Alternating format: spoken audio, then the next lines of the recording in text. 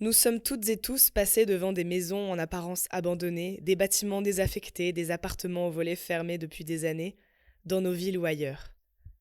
Les bâtiments vacants sont un véritable potentiel pour les collectivités, pour réouvrir ces espaces, les rénover, dans une logique d'éco-conception. Mais comment identifier la vacance? Où trouve-t-on les données sur ces bâtiments vides?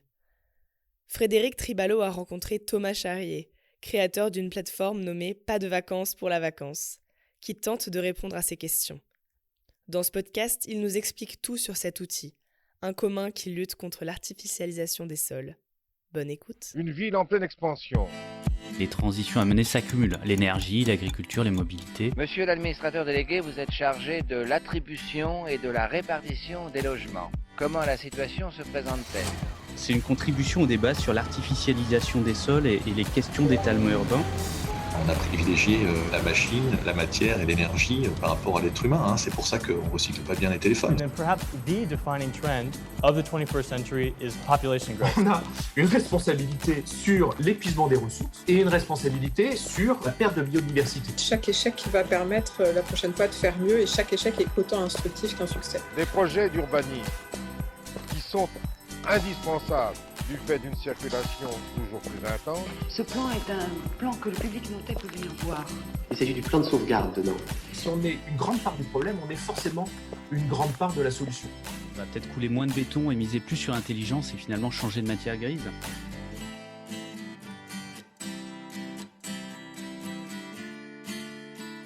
Bonjour Thomas Charrier, vous êtes urbaniste géographe et vous avez créé votre propre agence en 2020 pour porter les sujets d'économie circulaire à l'échelle du territoire, principalement à destination des collectivités. Vous avez notamment développé l'outil Pas de vacances pour la vacance, sorti récemment, une cartographie interactive qui propose une observation de la vacance des logements à l'échelle de toute la France. Tout d'abord, pour commencer, pouvez-vous nous expliquer quels sont les enjeux de la vacance des logements et pourquoi cela vous a amené à créer cette plateforme? Bonjour Frédéric. Oui, merci beaucoup, c'est tout à fait juste. L'idée de Pas de vacances pour la vacance est née d'abord d'une formule un peu rigolote, où au moment de lancer mon activité, à l'époque j'avais un associé qui désormais est retourné travailler pour la fonction publique. On cherchait les gisements, comme un peu tout le monde en ce moment, les potentiels circulaires dans la ville et donc les friches, le patrimoine en général nous intéressait, notamment avec la double expertise qu'on avait d'architecte pour mon ancien associé et d'urbaniste pour ma part. Le sujet des friches étant déjà largement abordé par des structures avec beaucoup plus de moyens que nous à l'époque, on a décidé de s'intéresser très en détail et en profondeur sur le bâti existant, qui revêtait avant tout un intérêt patrimonial pour nous, notamment en face d'une production neuve qui est extrêmement standardisée depuis assez longtemps, mais en particulier depuis le tournant des années 2000 et de la RT 2005. Et pendant ce temps-là, on s'interrogeait beaucoup sur la vacance en général. Comment l'identifier, comment la localiser. Beaucoup de travaux ont déjà été réalisés sur le sujet, notamment de définition de la vacance, mais la localisation de la vacance relève d'un exercice qui est déjà un peu plus spécifique, parce qu'on va s'intéresser à la vacance à l'échelle de la parcelle ou à l'échelle d'un quartier, dans le cadre d'opérations de revitalisation. Voilà. En parallèle, on a commencé à s'intéresser de très près à l'open source, au libre de droit. C'est plus qu'un état d'esprit, d'ailleurs, c'est devenu des outils. C'est-à-dire qu'à part Windows, tous mes logiciels sont libres et ouverts. Et donc, ça nous a amené à nous intéresser beaucoup à la donnée publique, et en particulier la donnée sur l'urbanisme, qui est disponible, alors pas de manière assez ponctuelle, mais en tout cas qui tend à s'ouvrir avec des producteurs de données d'importance comme l'IGN bien sûr, l'INSEE et puis d'autres aussi qui commencent à arriver qui commencent à comprendre aussi l'intérêt de l'ouverture de ces données-là à des échelles locales, voire nationales, comme on pourra en parler plus tard. Seulement, les données sur le logement et en particulier sur la vacance, qui historiquement relève des impôts pour une appréciation très fine et de l'INSEE pour une approche à la commune, quoi, dans le cadre de recensement, étaient soit un peu bancal sur un plan méthodologique, enfin pas suffisamment solide sur un plan méthodologique pour systématiser les analyses, soit inaccessible dans le cadre des impôts parce que ça relève de données privées qui sont ouvertes que dans le cadre d'un travail en partenariat avec une collectivité sur un tissu dans le cadre d'une étude, quoi, qui fait l'objet d'une étude. Néanmoins, on n'a pas, enfin en tout cas, à l'époque, je me suis dit qu'il y avait quand même quelque chose à faire sur le recensement de la vacance. Et là, je suis tombé sur une initiative assez remarquable qui s'appelle, c'est une initiative qui est un peu en sommeil pour le moment, mais qui a été lancée dans les années 2016-2017, si ma mémoire est bonne, qui s'appelle occupé.io ou .fr, et qui est l'initiative d'un jurassien, comme quoi tout est possible, sur un recensement participatif de la vacance à la manière de la science participative, justement avec une cartographie interactive sur laquelle vous venez mettre, vous repérez une ruine ou un bâtiment qui semble un peu vacant, vous l'indiquez et vous caractérisez un peu l'état du bâti avec les informations dont vous disposez. J'ai trouvé l'approche vraiment très intéressante avec la limite justement de la communauté. Il faut pour ça qu'une communauté puisse participer et des problématiques de mise à jour et tout. Donc l'approche à la parcelle a été mise de côté assez rapidement pour plus se concentrer sur finalement ce qui était disponible plutôt que de dire on n'arrive pas à avoir une approche systématique sur toute la France donc on laisse tomber. L'idée ça a été de dire on s'accroche et voyons déjà ce qu'on peut faire avec des données très simples, les données de l'INSEE en l'occurrence. Et il se trouve que le recensement de la population offre des données assez incroyables sur la vacance, enfin sur les logements, déjà sur le parc des logements, qui sont vraiment très précieuses pour une analyse très rapide d'un tissu ou d'une collectivité. Il permet, avec des opérations assez simples, d'avoir une appréciation assez détaillée et assez fine de la vacance. On le voit sur PDV, enfin sur le site internet de PDV. On sait ventiler la vacance par typologie. Est-ce que c'est du logement individuel ou est-ce que c'est du logement collectif? La génération de bâtis auxquels on a affaire, et à chaque fois par typologie, ce qui renseigne beaucoup sur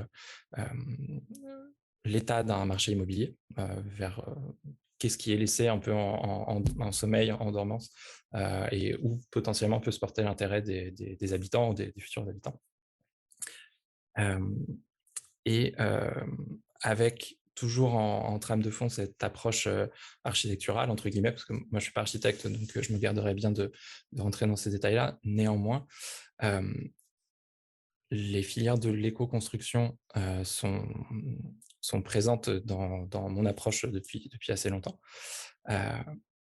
Et de manière assez schématique, quand vous avez un artisan de l'éco-construction qui intervient pour une maison ou un petit bâtiment, ça coûte très cher parce qu'il y a beaucoup de main-d'œuvre, il y a des temps de chantier qui n'ont rien à voir avec le bâtiment conventionnel. Néanmoins, encore une fois, de manière très schématique, et ce n'est pas forcément fondé, mais une des hypothèses de base de PDV, c'est de se dire, très bien, comme l'intervention sur un logement est très compliquée et très chère, essayons de faire intervenir l'éco-construction en général sur une grappe de logements, voire sur un quartier, pour peu qu'on arrive à identifier des gisements qui permettent un passage à l'échelle. Et donc ça, c'est un aspect de PDV qui est vraiment très important, c'est-à-dire que caractériser la vacance, c'est un vrai enjeu, c'est ce qui ressort de la plupart des études, des papiers qui ont été produits sur le sujet. Néanmoins, une fois qu'on a cette qualification-là, qu'est-ce qu'on en fait? C'est un premier pas vers un fléchage, on va dire, en fonction des biens ou en tout cas des secteurs qu'on vise, vers des méthodes d'intervention qui sortent un peu de la rénovation traditionnelle.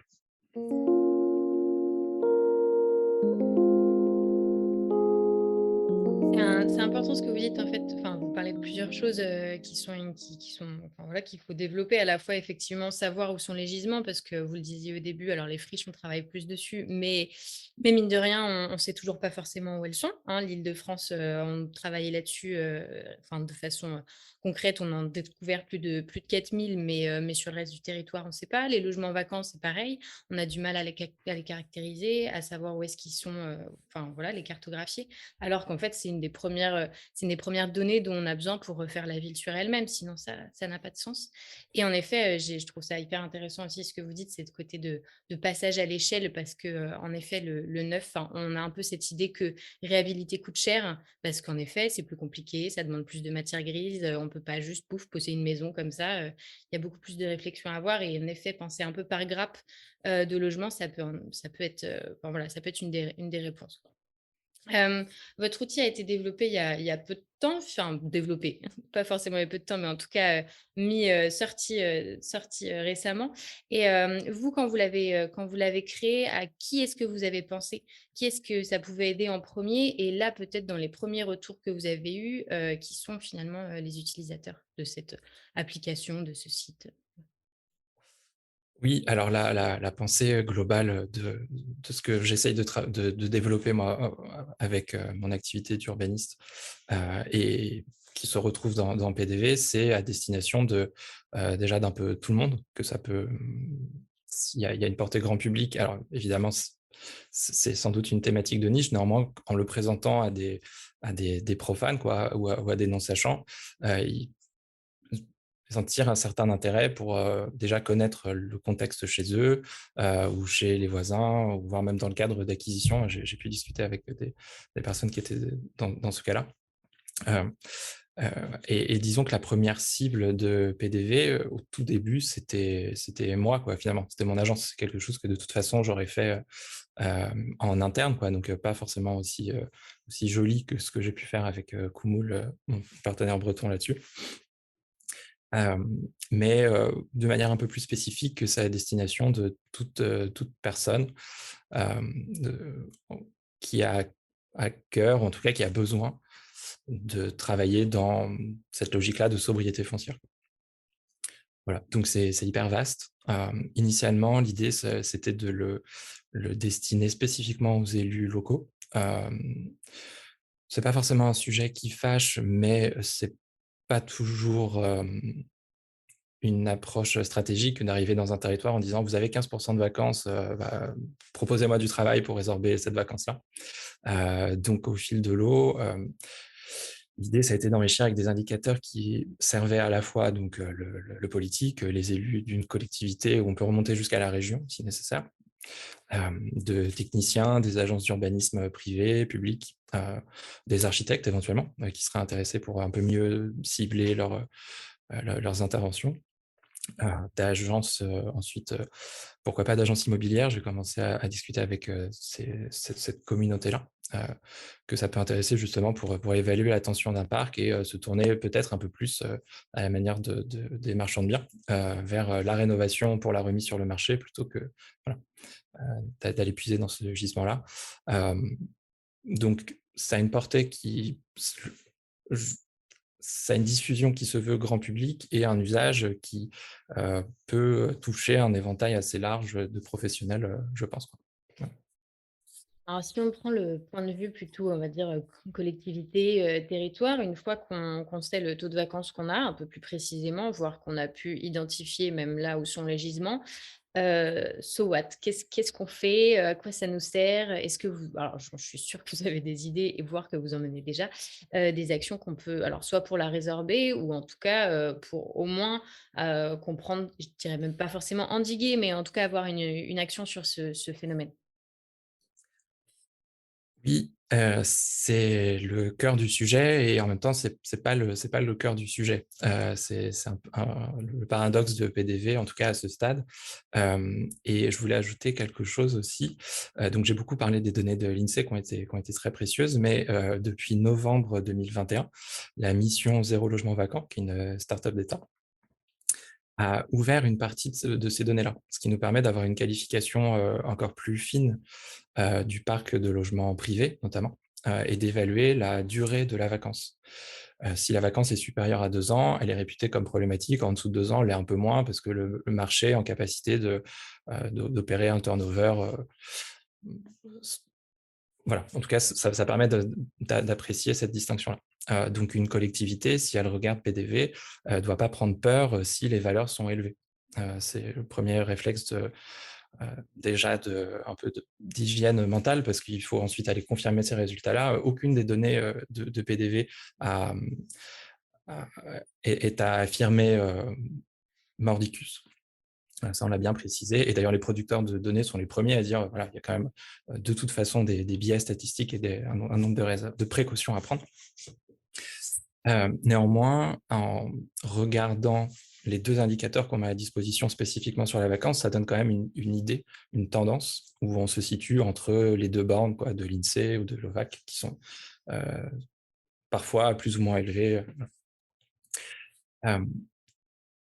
Les plus à même d'apprécier la vacance sont sans doute les élus de ces collectivités-là, parce qu'ils connaissent le territoire et ils le pratiquent.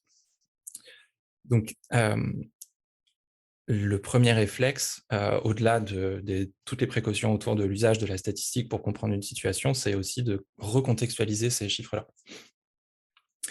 Je pense que c'est un des premières leçons à tirer de l'utilisation de PDV, c'est pas forcément grave d'avoir de la vacance et de toute façon, c'est pas illégal. Donc, quand bien même on serait à des taux très élevés, bon bah voilà, c'est des choses qui arrivent, quoi. Néanmoins, si une collectivité veut s'attaquer au problème, elle a déjà des premiers éléments pour mieux situer la vacance. On le voit de manière un peu schématique à partir des données, mais vous avez quand même globalement 2 pics de vacances dans la plupart des territoires, c'est-à-dire soit du bâti très ancien et qui n'est pas vacant forcément parce qu'il est très ancien, mais plutôt parce qu'il serait situé en hypercentre, dans les bourgs, en hypercentre-ville, et le bâti après-guerre. Sans doute là, pour des questions de confort ou de localisation, c'est aussi apprécié selon les contextes. Donc dans tous les cas, il faut remettre les choses dans leur contexte et si les collectivités peuvent, à partir de ces données-là, déclencher des investigations un peu plus poussées, notamment avec les données à la parcelle, des données plus précises auxquelles seules elles ont accès. Je pense que c'est le premier effort à faire. Ensuite, en fonction des territoires, associer les professionnels de l'éco-construction et de l'éco-conception peut être aussi un bon réflexe pour envisager au plus tôt des moyens et des mécanismes, voire même des montages opérationnels pour des interventions un peu plus spécifiques. On parlait des centres-villes qui souvent sont des terrains d'intervention assez épineux, où on fait de la couture, on est sur du bâti qui est pas forcément très bien qualifié, donc il faut apprendre à connaître ce bâti-là. Il faut savoir comment le rénover de manière comment l'éco-rénover, voilà, pour le dire plus rapidement. Et ensuite, voir comment rendre ce patrimoine-là un peu plus au goût du jour, parce que ça peut aussi faire partie des raisons pour lesquelles on explique ces pics-là sur ces générations de bâtis.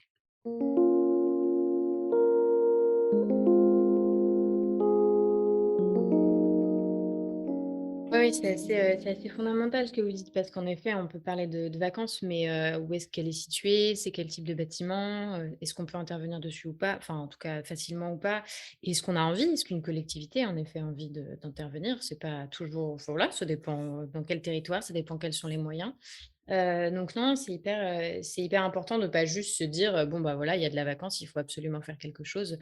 Toujours en étant, nous, dans notre logique, chez Dixit de lutter contre l'étalement urbain. Donc si on pouvait éviter d'aller faire des lotissements, si on a de la vacance dans son centre-ville, c'est mieux. Mais en effet, c'est pas le même type de logement, donc c'est pas forcément le même type de public et ça demande, une intervention qui peut être en effet, assez lourde. Tant mieux si c'est en éco-construction carrément, mais ça pose pas mal de questions. Vous avez pu développer alors moi je dis toujours encore pas de vacances pour la vacance, je sais pas l'acronyme et puis, je me dis ça rappelle aux auditeurs et aux auditrices, ce que c'est. Vous l'avez développé, notamment grâce à l'appel à communs qui a été lancé par l'ADEME, en 2021. Est-ce que vous pouvez nous parler un peu de ce que ça a pu apporter au projet et aussi si c'est venu, le modifier de participer à cet appel à commun? Ça a apporté de l'argent déjà, donc ça c'est quand même un sacré plus. L'appel à commun, on l'a découvert en mai dernier et par rapport au format d'appel d'offres, classique, qui est assez difficile d'accès pour des structures qui se lancent, malgré des références ou des portes d'entrée. C'est assez difficile de rivaliser par rapport à des agences qui ont beaucoup de références, qui sont bien implantées, voilà.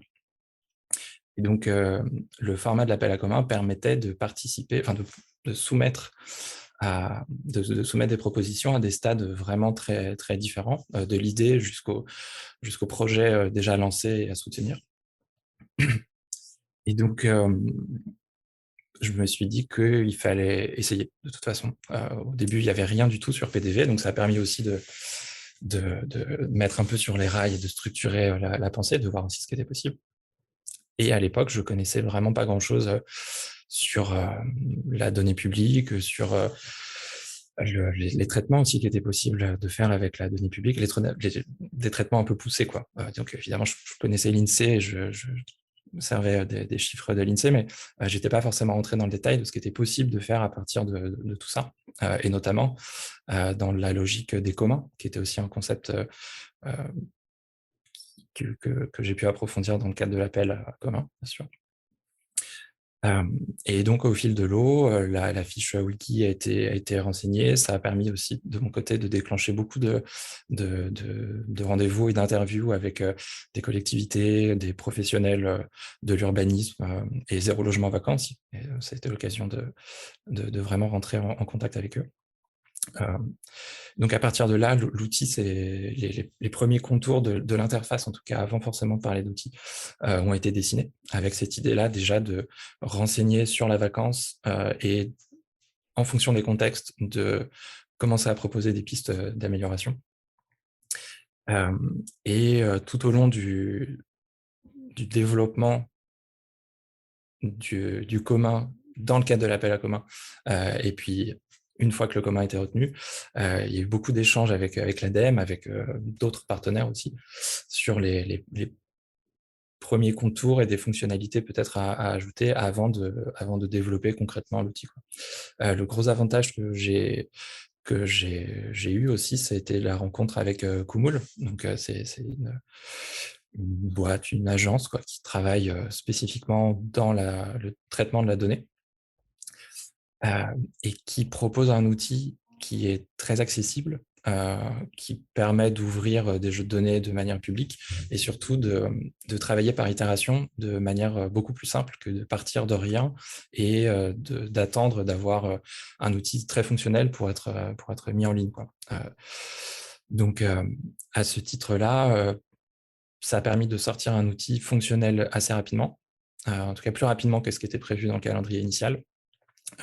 Et cet outil fonctionnel-là, reste une base, qui de toute façon va continuer à s'améliorer, dans les prochaines semaines, là, déjà sur les premiers retours que j'ai pu avoir, et puis jusqu'à la fin de l'année, avec, des nouvelles fonctionnalités, du nouveau contenu, une interface un peu différente. Donc, là-dessus, l'appel à commun a permis d'ouvrir un peu les chakras justement sur, cet état d'esprit-là, que finalement les retombées, pour la communauté était parfois plus importante que, le gain financier, sur une étude one shot. En particulier là, quand il s'agit de travailler sur la résilience des territoires et sur la circularité, de l'aménagement. Enfin, là, on est surtout sur la circularité de la manière de penser l'aménagement. Néanmoins, parmi les critères d'évaluation de la bonne réussite, de Pas de Vacances, figurent, les externalités positives, liées à l'utilisation de l'outil, quoi. Donc, on va pas forcément mesurer le nombre de chantiers, réalisés sur la base de Pas de Vacances. Néanmoins, le nombre d'utilisateurs, les différents retours qu'on peut avoir sur, ne serait-ce qu'une meilleure appréciation du contexte. Tout ça, c'est des éléments, qui, je pense, n'auraient pas forcément pu figurer parmi des critères, majeurs, dans le cadre d'une mission plus classique.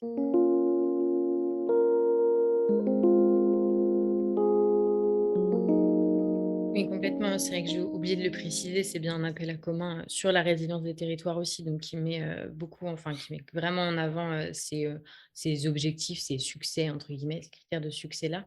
Et c'est vrai que je vous invite à aller regarder donc, le site de PVD parce il est très bien fait déjà, même si en effet, il est encore en chantier, mais il est assez facile à comprendre, ce qui, je pense, est aussi un des atouts des communs quand on se dit qu'on le partage au plus grand nombre et que tout le monde doit pouvoir agir dessus. Bah, on est obligé de faire quelque chose de simple de compréhension, de peut-être un peu rustique au début, qui va s'améliorer ensuite, mais au moins qu'on peut utiliser très vite et qui a vocation à interagir. Et du coup, d'ailleurs, est-ce que tu as un peu un appel à lancer aux auditeurs et aux auditrices pour tester actuellement l'outil et éventuellement vous faire des retours un peu précis sur, parce que je ne sais pas s'il y a des besoins actuels de est-ce qu'il manque parmi les utilisateurs, est-ce qu'il manque des architectes, est-ce qu'il manque des collectivités de tel territoire, voilà. Oui, oui et oui. Alors, effectivement, je vous invite, toutes et tous à consulter le site pdvplv.org, qui est en ligne et tout à fait fonctionnel. La cartographie, est là parce que c'est une fonctionnalité, qui est permise heu, toute l'infrastructure qu'on a mis en place. Le cœur du sujet, c'est vraiment l'application PDV dans laquelle vous avez un petit moteur de recherche sur la page d'accueil. Vous tapez le nom de votre collectivité, vous allez tomber sur les informations. N'hésitez pas aussi à vous balader un peu sur le site. On a plusieurs onglets qui détaillent la démarche, la méthodologie. Il y a une section contact aussi qui est très importante. Et je réponds à tout sur LinkedIn, par mail, donc n'hésitez pas à me contacter pour me faire part de vos retours. Je suis aussi disponible pour faire une présentation de PDV dans n'importe quel contexte. Si vous êtes simplement curieux ou si vous êtes une collectivité qui veut investir massivement pour la résorption de la vacance, PDV et moi, voilà, on est là pour ça, quoi. Ça fait vraiment partie de la mission d'accompagnement aussi de l'ADEME, quoi. C'est que développer l'outil, c'est une chose, mais accompagner pour la prise en main et pour le tester aussi in situ, c'est un des aspects ça fait à nouveau partie des critères d'évaluation de la bonne réussite du projet, quoi. Ensuite, plus spécifiquement sur les retours, j'aimerais bien avoir des retours, pas forcément négatifs, mais si vous trouvez que l'outil est super, bah, dites-le moi, ça me fera vraiment très plaisir. Néanmoins, on a besoin à ce stade d'explorer des nouvelles fonctionnalités, des nouveaux besoins, même un peu farfelus. J'en ai eu. Alors je dis farfelu, il n'y a aucun jugement de valeur là-dessus parce que je peux aussi partir très loin. Néanmoins, ça permet soit d'identifier un manque, soit de rapprocher à des fonctionnalités auxquelles on est déjà en train de réfléchir. Donc ça peut être de toute façon des bonnes bases d'échange. Toutes les données toutes les données qui servent à faire tourner PDV sont mises à disposition, donc vous pouvez aussi les réutiliser à votre compte. Et pareil, dans ce cas de figure, n'hésitez pas à me contacter avant pour que voilà, je puisse vous expliquer un peu de quoi il en retourne. Donc, il y a un appel à une communauté assez large, hein, finalement, pour des retours toujours plus poussés et pour continuer en itération à développer PDV. Et ensuite, sur des initiatives ou des expériences de test, que ce soit dans la pratique d'agences d'urba ou d'archi ou en collectivité. Moi, ça m'intéresserait énormément d'avoir des échanges sur des collectivités, par exemple, qui seraient en train justement de se poser ce genre de questions ou en train de déployer des opérations de résorption de l'habitat insalubre, par exemple, avec un volet sur la vacance. Donc, je suis ouvert à peu près à toute proposition. Je suis disponible et là pour ça, donc vraiment, n'hésitez pas.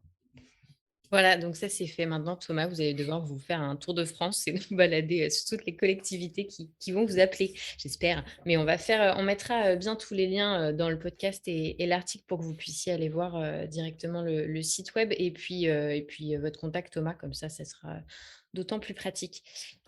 Pour finir notre échange, est-ce que vous auriez un conseil de lecture ou de podcast sur le sujet notamment de la vacance des logements pour que nos auditeurs et nos auditrices qui s'y intéressent puissent aller plus loin? Alors sur les podcasts, on pourra peut-être en faire un plus spécifique sur la vacance un jour, avec Tout à plaisir. fait. En littérature, il y a vraiment beaucoup de beaucoup de production.